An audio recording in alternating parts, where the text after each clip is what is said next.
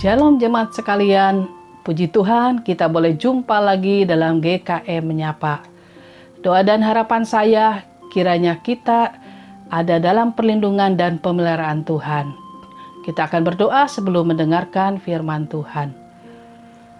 Tuhan, terima kasih, kembali kami akan belajar firman-Mu. Allah Roh Kudus menolong kami, singkapkanlah kebenaran firman-Mu bagi kami supaya kami boleh mengerti. Terima kasih Tuhan, berbicaralah bagi setiap kami. Pakai hamba-Mu yang penuh dengan keterbatasan boleh menyampaikan maksud Tuhan bagi kami. Di dalam nama Tuhan Yesus, firman yang hidup kami berdoa. Amin. Firman Tuhan diambil dari Yesaya 40 ayat yang ke-14. Demikian puji firman Tuhan. Kepada siapakah Tuhan meminta nasihat untuk mendapat pengertian?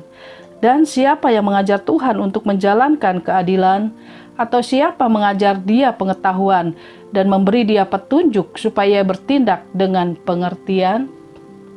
Jemaat yang terkasih, pada satu hari seorang arsitek menyerahkan rancangan bangunan sebuah rumah kepada seorang yang ingin membangun rumah.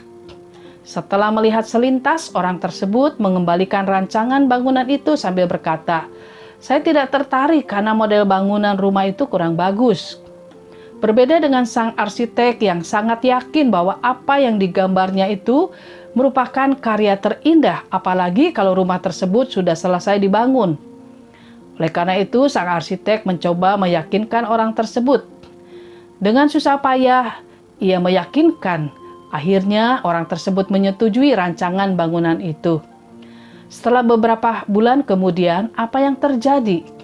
Di atas tanah seluas 150 meter persegi, berdirilah sebuah bangunan yang indah dan megah. Hampir tidak berkedip si pemilik rumah ketika memandang rumah tersebut. Dulu dia hanya bisa melihat rancangan gambar yang belum jadi. Dia tidak bisa membayangkan proses, urutan-urutan dan hasil yang sudah selesai. Sekarang dia kini menyadari mengapa sang arsitek begitu ngotot meyakinkannya. Karena seorang arsitek mampu melihat dari permulaan sampai pada akhirnya dari apa yang akan dibangun. Jemaat yang terkasih, begitu juga cara kerja Allah.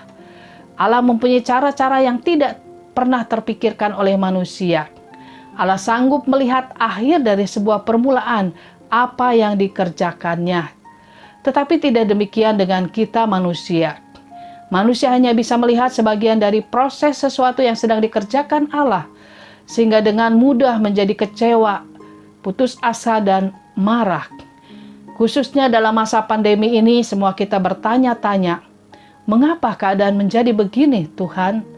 Manusia tidak seperti Allah yang bisa melihat segala sesuatu secara keseluruhan, melihat segala sesuatu dari atas. Bahkan Allah sanggup melihat apa yang masih samar-samar, yang sama sekali tidak kita ketahui. Kita harus belajar melihat segala sesuatu di dalam kehidupan kita menurut cara pandang Allah, dan bukan menurut cara pandang kita yang penuh keterbatasan. Allah harus menjadi faktor utama di dalam setiap pertimbangan dan keputusan. Allah harus menjadi segalanya dan tempat kita berharap di dalam setiap keadaan yang tidak memungkinkan sekalipun. Tanamkan di dalam hati bahwa Allah itu Maha Kuasa dan kita bisa mengandalkannya. Tidak ada yang terlalu sulit bagi Dia. Kebanyakan kita hanya melihat sebagian proses dari karyanya yang sedang Allah lakukan. Karena belum melihat dan belum mengerti bagaimana hasilnya dan apa maksud Allah, maka banyak di antara kita mulai menggerutu. Yang harus kita lakukan adalah mempercayai Allah dalam segala hal sebagai seorang arsitek yang profesional. Belajarlah memakai cara pandang Allah yang tidak memusatkan perhatiannya pada salah satu proses karyanya. Jika kita mengukur Allah menurut standar kita, maka kita akan menemukan Allah yang tidak berdaya dan tidak bisa berbuat apa-apa. Tetapi jika kita mempercayai Allah yang bisa memulai segala sesuatu dari yang tidak ada, maka kita akan menemukan Allah yang dahsyat dan ajaib. Mari jemaat sekalian, kita percayakan hidup kita sepenuhnya hanya kepada Allah yang penuh dengan hikmat dan kuasa seperti firman Tuhan katakan. Kepada siapakah ia meminta nasihat, dan siapakah dapat memberinya pengertian?